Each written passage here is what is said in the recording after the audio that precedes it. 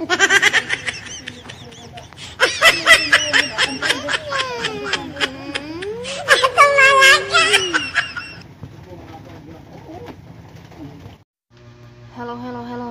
guys, ito na po tayo.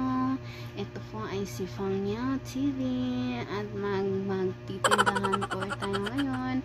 Nakikita niyo bang aking tindahan ay nagkakalaman-laman na? Kasi dati nakikita ko sa inyo yung nag-uumpisa pa lang kami ay maliit pa lang yung tinda ko. Kasi yung dapat na puhunan namin ay napunta sa upa. Kasi ang upa dito is 3,000. Nag-advance kami. So nag 6,000. So ang 10,000 na puhunan namin ay naging 4,000 na lang sa tindahan namin. Pero ngayon ito nagkakalaman. At ito nga pala ay umuwi muna kami sa aming farm. Ay, hindi pala aming farm.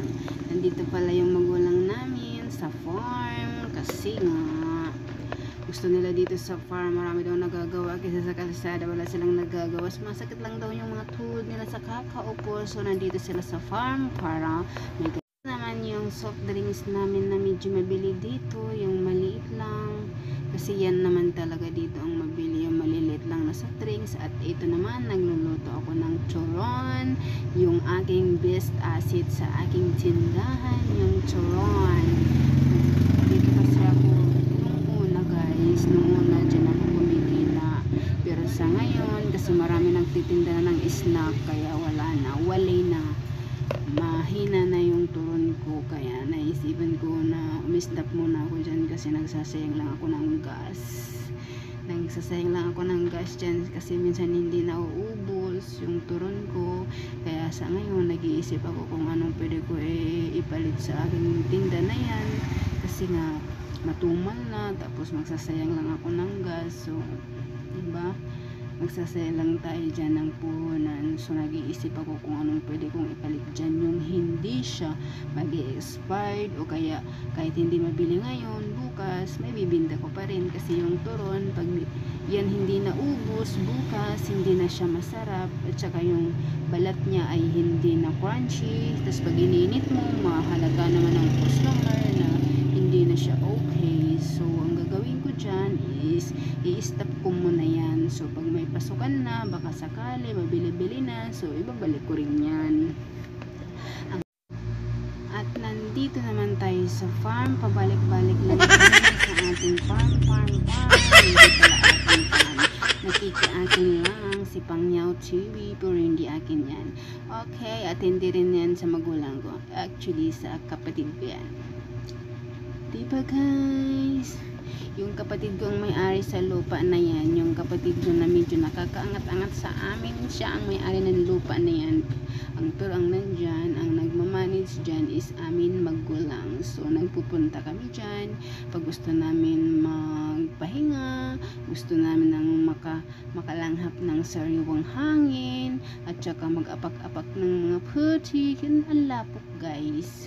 Kasi mga paghihapon minsan magtatrap-tarap gihapon kinat kalamakan, di ba? Kasi ang good ay pa kami talagang nagtatrap-tarap kami kalamakan. Sinong nakorelate dyan guys? Alam ko naman na hindi lahat ng nakakapanood dito is rich. Mayroon din katulad sa akin, di ba guys, na laking mahirap. Siyempre minsan uutusan ka ng magulang na puntahan mo to dun, at saka yung kalaba ilipat mo, or yung fig pakainin mo, nandun sa putikan, so talagang aapak sa putik, diba guys? At ang tatay ko palang masipag ay nandoon, nagsasabi siya ng palay. Ano ba itong tawag guys? Ito waray. Ito nga naging sasabwag kay tatanong kung tumubo na. Ito ya guys. Yun ang ginagawa ng aking tatay dyan. Na masipag kahit matanda na, buyag-buyag lang.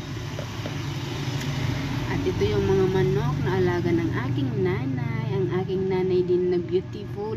Bisan intaon nag-uugod-ugod na. Kaya agoy kay lagas na takon mga favorites guys. Pero bisan tira biyag-biyag lang mga lakas na kayang-kaya pa rin nila gawin yung mga ginagawa ng bata. Pero actually, alam nyo na, yung dahan-dahan na lang nagawa, hindi yung talagang yung parehas sa mga bata-bata pa na ang talagang bilis mag-work. At ito yung alagang patu.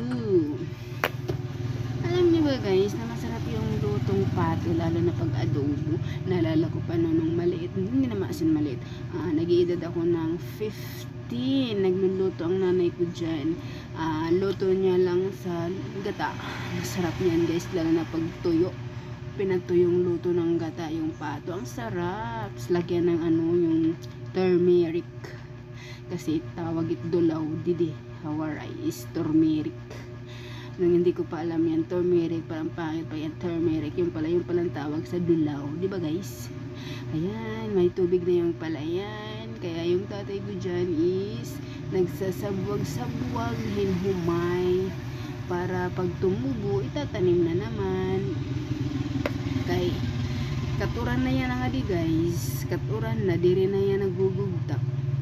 Diri para sa unang pagkadinam nung May, grabe, nakakatakot yun, kasi rin ko nga ilaabutin pa ng ilang araw na diri mauran, kay grabe pati timba uray, nasulod ang tubig guys. I'm sorry guys nagwawaray na ako, nagwawaray, sana naiintindihan nyo yung waray ko. Kasi siyempre, di ba, hindi naman tayo talagang Tagalog para diretso yung salita natin Tagalog. Sorry guys, may dumaan kasi yung mga epal. Diba guys? Ito yung munting bahay ng aking magulang sa farm, at saka ay naku guys, naalala ko pala yung bayabas na yan. Alam nyo bang hindi ko nadala yan, hinog na kasi yan. Nadalhin ko sana yan, hindi ko siya pinitas kasi sabi ko pipitasin ko siya pag pauwi na kami. Yung pala nakalimutan ko, hindi ko nakuha yan guys. Okay lang yan kasi hindi naman ibang kakain, sila lang naman.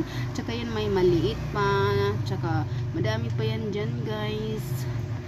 Maraming bunga yung bayabas na malaki yung sa taas.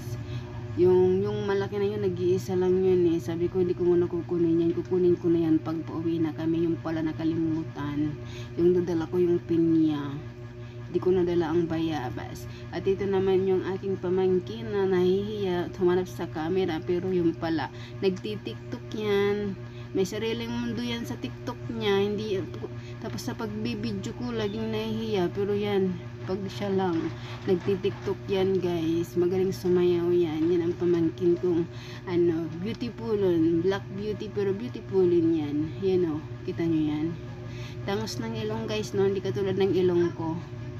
Ganda yan. Ano lang yan siya, tahimik lang yan. Ang laging kaaway niyan kapatid niya. Masayahin lang yan silang dalawa. At ito naman yung patubig, yung patubig namin guys. Ayan na, patubig namin papunta sa palayan. Irrigation namin, yung munting irrigation, pero pag walang ulan, walang tubig yan. Walang irrigation. Nagkakaroon ng irrigation if may ulan, malakas ang ulan, pero pag walang ulan, walang tubig. Yan, di ba guys, ang galing. Ayun ang mga alagang hayop ng aking mga magulang. Yan lang, dyan lang sila masaya, alaga ng hayop, tanim-tanim. Kasi doon sa kalsada wala daw silang ginagawa, manghihina daw sila doon, kaya mas gusto nila dito sa farm, gusto nila dito. Tsaka ikaw lang yan, ay ako yan, kala mo naman maganda, nakano sa at ito yung isa ko pang hindi ko to pamangkin, anak to ng aking pamangkin, akin yan apo, at love ko yan. Ayan makulit yan, sobrang kulit ng bata na yan. At ito, okay guys, thank you for watching Pangyaw TV. At sana guys, huwag nyo naman kalimutan i-hit ang notification bell at saka subscribe para naman updated kayo sa aking uploaded na oh no! Pasensya na po. Updated po kayo sa aking susunod na mga video, na mga hindi naman magandang video, kalokohan lang, wala lang magawa guys. Hello, bye bye guys, thank you for watching.